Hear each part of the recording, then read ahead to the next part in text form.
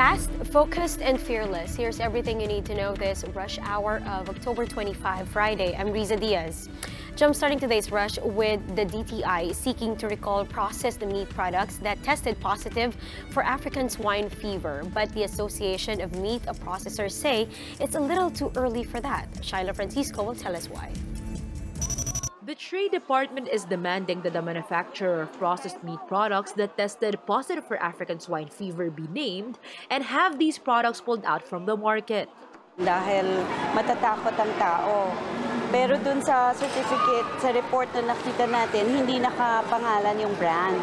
But the Philippine Association of Meat Processors warns that the government must proceed carefully since the samples could have easily been mixed. What they do is they take this, they take this, they take this, and they put it in a styrofoam box.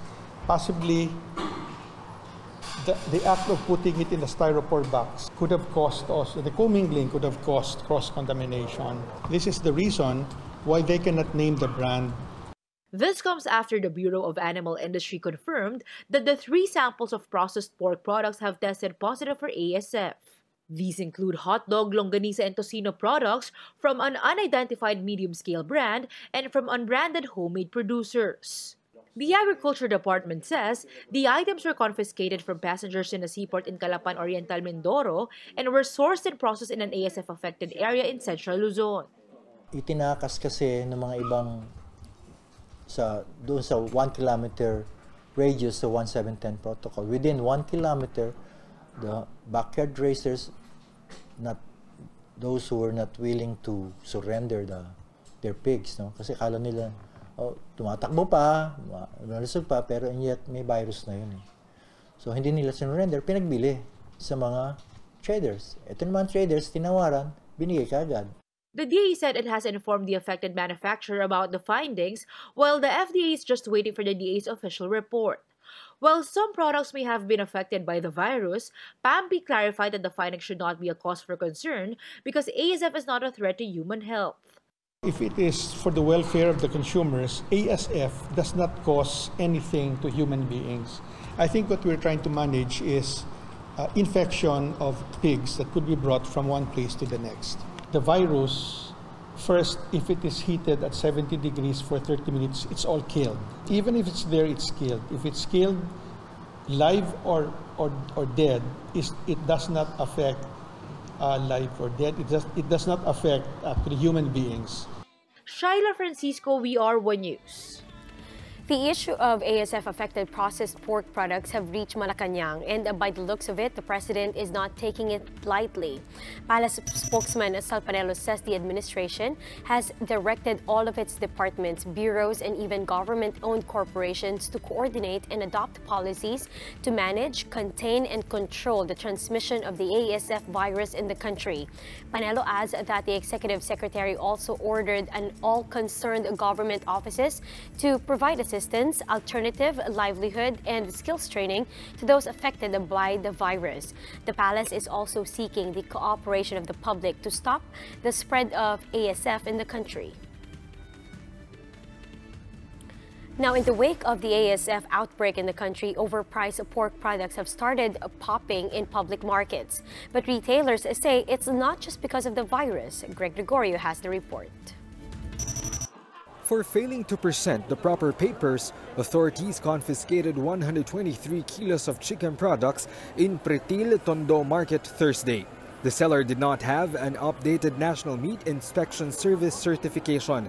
Mario said his supplier failed to give him the document upon delivery of the products.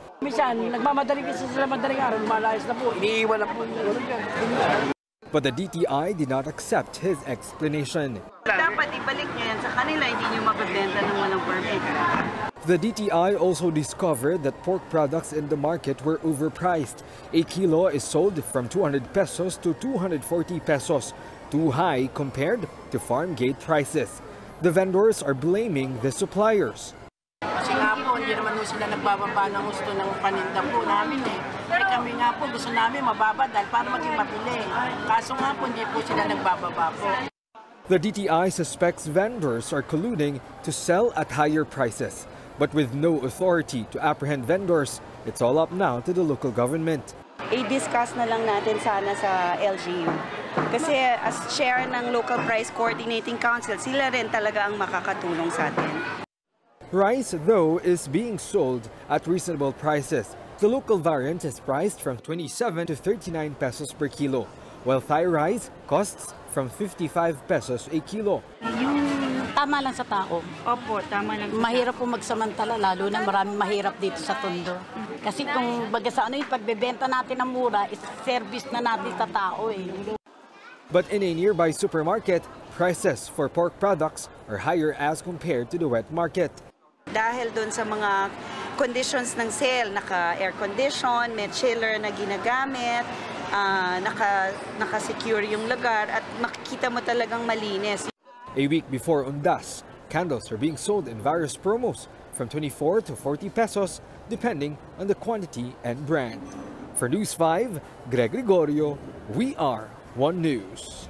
And here are the biggest stories from the dailies. At least 18 municipal pharmaceutical companies operating in the Philippines offered to substantially reduce prices of their medicine.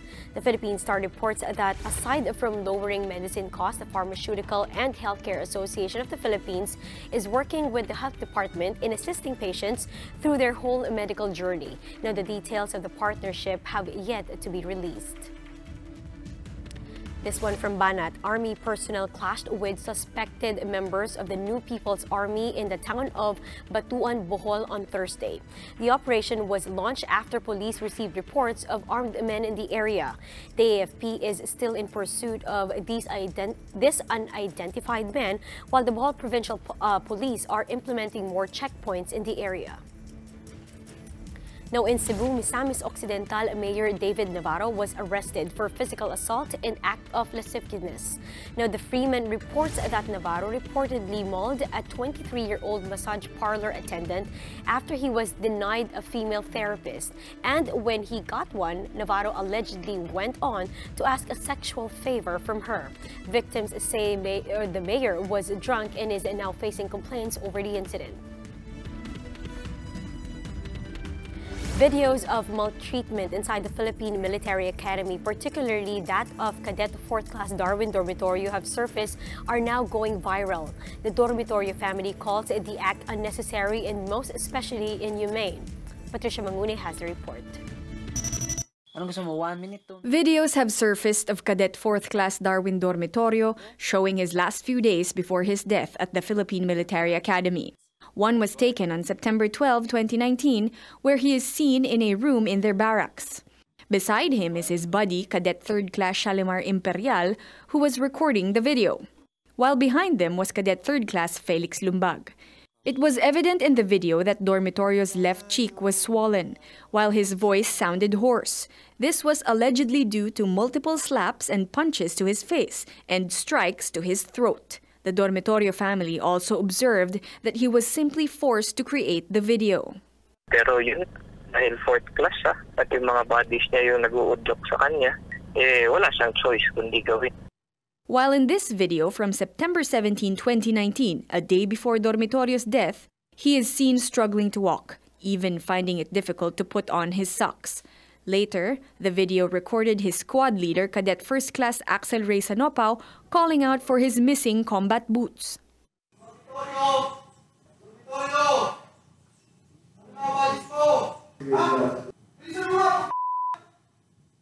Also heard in the video are heavy thuds, which seemed like Dormitorio was being maltreated.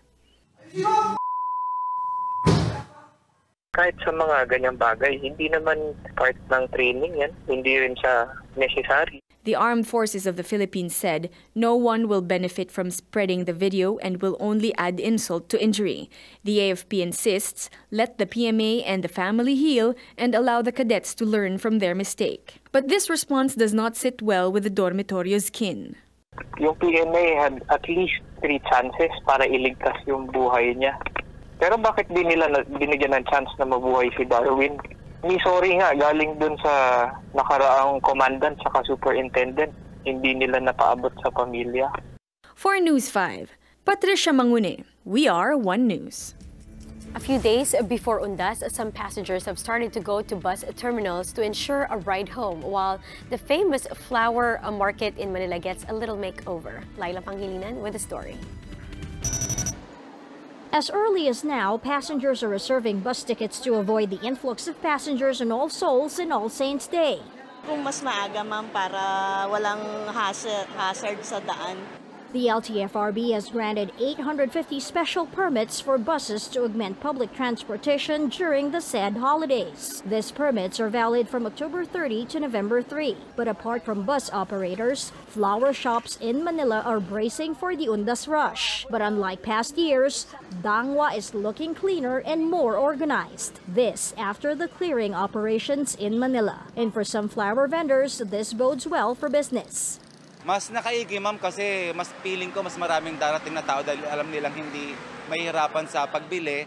Accessible lahat ng mga kalsada para dun sa mga sasakyan nila lalo. And rightfully so, this Undas, shops are only allowed to put displays up to this yellow line. Crossing it entails penalty. Dampot po, kaya kailangan talaga sundin yung pinag-utos ni Mayor para din naman sa amin yun, ma'am, kasi para mas maraming customer na pupunta. Hindi sila mahihirapan. Flower prices, though, are going to be higher by more or less 20 pesos. And with November 1 falling on a Friday, florists estimate that customers will flock to Dangwa until November 3. For News 5, Laila Pangilinan, we are One News. Now here are the stories to watch out for later today.